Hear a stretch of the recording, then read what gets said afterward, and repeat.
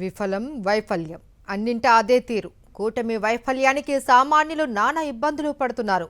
Visionary అని పదే పదే బిల్డప్లు ఇచ్చే చంద్రబాబు పాలనలో ఆంధ్రప్రదేశ్ మరింత వెనక్కిపోయింది. భారతదేశానికంటే ముందే తాను ఆలోచిస్తాను అని చెప్పిన చంద్రబాబు పాలనలో కిలోమీటర్ల మేర పెట్రోల్ డీజిల్ కోసం క్యూ కట్టిన వాహనాలు, అనేక చోట్ల ఆగిపోయిన బస్సుల్ని చూసి దేశం ఆశ్చర్యపోతుంది.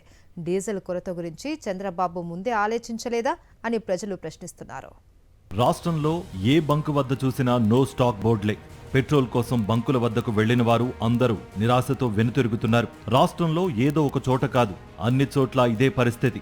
ప్రభుత్వం మాత్రం రాష్ట్రంలో ఎక్కడా డీజిల్, పెట్రోల్ కొరత లేదని ప్రకటనలు ఇస్తున్నప్పటికీ వాస్తవం మాత్రం దానికి భిన్నంగా ఉంది. డీజిల్, పెట్రోల్ సంక్షోభం మరింత ముదిరింది. మొన్న యూరియా, నిన్న గ్యాస్, నేడు ఇంధనం కొరత.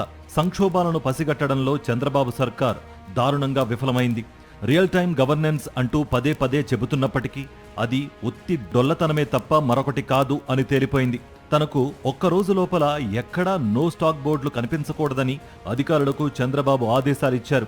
ఆ వెంటనే పరిస్థితి మెరుగు కాకపోగా మరింత తీవ్రమైంది. నో స్టాక్ బోర్డులు మరింతగా పెరిగిపోయాయి. పరిస్థితులు ఇంతలా దిగజారిపోతే మంత్రులు కనీసం క్షేత్రస్థాయిలో పరిశీలన కూడా చేయలేదు. సీఎం చంద్రబాబు సైతం సమీక్షలతోనే సరిపెట్టి అధికారులకు ఆదేశాలు ఇవ్వడంతో సరిపోయింది. ఈ రాష్ట్రంలో ఒక ప్రభుత్వం అనేది ఉందా, దాని ఆధ్వర్యంలో ఒక పరిపాలన అనేది సాగుతుందా అనే అనుమానం రావడం కాదు, అది లేదు అని స్పష్టమయ్యే రీతిలో రాష్ట్ర పరిస్థితి కనిపిస్తుంది. దేశమంతా ఒక క్రైసిస్ వస్తే దాంట్లో పార్ట్గా మనకు వస్తే కొంచెం అడ్మినిస్ట్రేటివ్ ఫెయిల్యూర్ ఏదన్నా ఉంది అనుకోవడానికి కూడా దీంట్లో అవకాశం లేదు. ఈ పరిస్థితి ఇంకెక్కడా లేదు, ఒక్క ఆంధ్రప్రదేశ్లో మాత్రమే ఉంది. ఏదైతే 2047, 67, 3000 సంవత్సరం వరకు విజన్ పెట్టుకున్నామని చెప్పుకుంటున్నా, ఇక్కడ ఈ ఆంధ్రప్రదేశ్లో మాత్రమే ఈ పరిస్థితి ఉంది. తెలంగాణలో ఉండేది కాంగ్రెస్, పోనీ అది ఇప్పుడున్న ఎన్డీఏ కూటమి కాదు. తమిళనాడులో ఎన్నికలు మొన్న జరిగింది, అక్కడ ఉండే ఇండియా కూటమి ప్రభుత్వం. ఒక్కడ లేదు ప్రాబ్లం, ఇక్కడే ఎందుకుంది కూటమి ప్రభుత్వం ఉండి, దానికి మాత్రం ఆన్సర్ ఇవ్వట్లా. డీజిల్, పెట్రోల్ కొరత ఆ రంగం ఈ రంగం అని కాకుండా అన్ని రంగాలపై పడింది. ఈ కొరత ప్రభావం సామాన్యుల నడ్డి విరిచింది అనేది మాత్రం కాదనలేని వాస్తవం. ప్రధానంగా రవాణా రంగం స్తంభించింది. ఇంధనం దొరక్కపోవడంతో వాహనాలు అనేక ప్రాంతాల్లో ఎక్కడికక్కడా నిలిచిపోయాయి. దీంతో సరుకుల రవాణా ఆగిపోయింది. దాంతో నిత్యావసరాల ధరలు బగ్గుమన్నాయి. కూరగాయల ధరలు 40 నుంచి 50% పెరిగాయి. వరికోత యంత్రాలకు డీజిల్ లభించకపోవడంతో వాటి యజమానులు బ్లాక్లో డీజిల్ కొనుగోలు చేస్తూ రైతుల నుంచి అధిక ఛార్జీలు వసూళ్లు చేస్తున్నారు. వరికోత మిషన్ల ఛార్జీలు పెంచేశారు.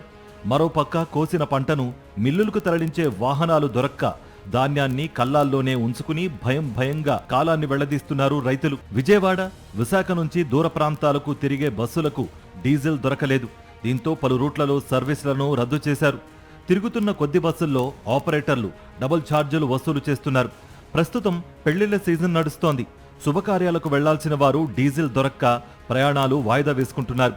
ఆటోలు తిరక్కపోవడం, బైకులలో పెట్రోల్ లేకపోవడంతో ఆర్టీసీపై ఒత్తిడి పెరిగింది. చంద్రబాబు ప్రభుత్వం ప్రతి అంశంలో విఫలమైందని, డీజిల్, పెట్రోల్కు సంబంధించి ఇతర రాష్ట్రాల్లో లేని కొరత గత 3-4 రోజులుగా ఏపీని పట్టి పీడించడమే దీనికి నిదర్శనం అని రాజకీయ విశ్లేషకులు అభిప్రాయపడుతున్నారు. చంద్రబాబు డబుల్ ఇంజిన్ డైలాగులు వట్టి డైలాగులే తప్ప వాటిలో పసలేదని, చంద్రబాబు చేతకానితనమే ఈ సమస్యకు అసలు కారణమని అన్ని వర్గాల ప్రజలు చర్చించుకుంటున్నారు.